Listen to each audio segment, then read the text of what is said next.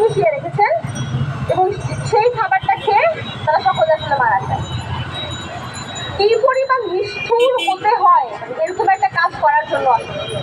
এবং যদি আমি শুধু নিষ্ঠুরতা বা মানবিকতার কথা আমি বাদ দিই, বাংলাদেশের প্রাণী কল্যাণ আইন 2019 অনুসারে 11 নম্বর ধারা অনুসারে কাউকে বিষ প্রয়োগ করে হত্যা করা দণ্ডনীয় অপরাধ।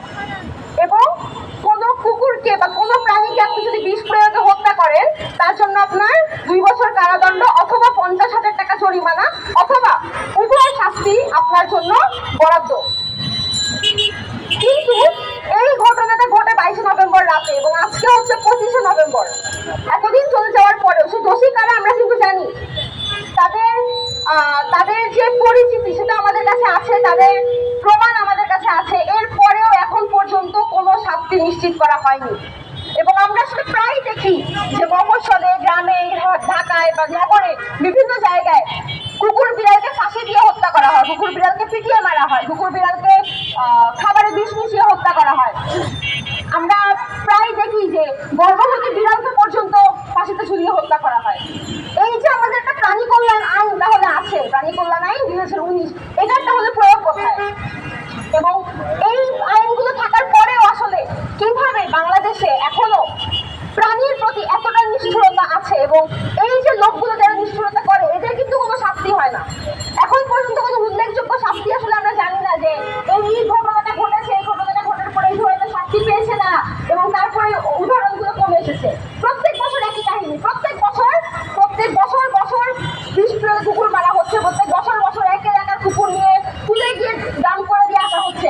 এবং এর পিছনে অজুহাত কি? আমরা সংখ্যা নিয়ন্ত্রণ করছি। কুকুর ক্ষতিকর প্রাণী, কুকুর মানুষকে কামড়ে, এই জন্য আমরা সংখ্যা নিয়ন্ত্রণ করছি। সংখ্যা নিয়ন্ত্রণ করার জন্য বিশ্বের কোন সভ্য দেশে কুকুরকে বিষ প্রয়োগে হত্যা করা হয় আমার আসলে জানা নাই। সংখ্যা নিয়ন্ত্রণ করার জন্য বিভিন্ন ওয়েলফেয়ার স্টেটগুলোতে সরকারি উদ্যোগে কুকুরকে, যারা অসুস্থ কুকুর বা যাদের জীবাণু বা র্যাবিসের জীবাণু রয়ে যায় তাদেরকে রিলোকেট করা হয়, পশ্চারে রাখা হয়, অথবা এবং যারা হচ্ছে প্রজননক্ষম কুকুর থাকে তাদেরকে বন্ধকরণ করা হয়, স্টেরিলাইজ করা হয়, স্প্রে করা হয়, নিউটার করা হয়। সরকারি উদ্যোগে র্যাবিস ভ্যাকসিন দেওয়া হয়, সরকারি উদ্যোগে পার্ভো ভ্যাকসিন দেওয়া হয়। আমাদের দেশে সরকারের এই ধরনের কোনো উদ্যোগ নাই।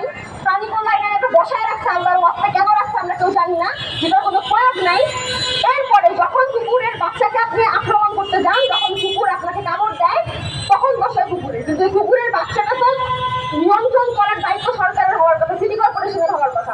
সিটি কর্পোরেশন শুধু একটা কাজই করে, সেটা হচ্ছে কয়েকদিন পর কুকুরকে তুলে নিয়ে গিয়ে ময়লা ভাগারে দাম করে আসে, কয়েকদিন পর কুকুরকে বিষ খেয়ে মেরে ফেলে। এটাকে নিয়মতান্ত্রিক সংখ্যা নিয়ন্ত্রণ বলা হয় না।